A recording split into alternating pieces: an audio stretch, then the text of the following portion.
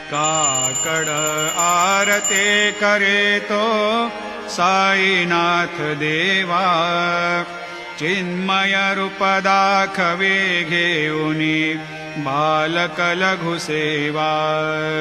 काम क्रोध मद मत्सर आटुनी काकडा केला, वैराग्याचे तूप घालुनी मी तो भिजविला।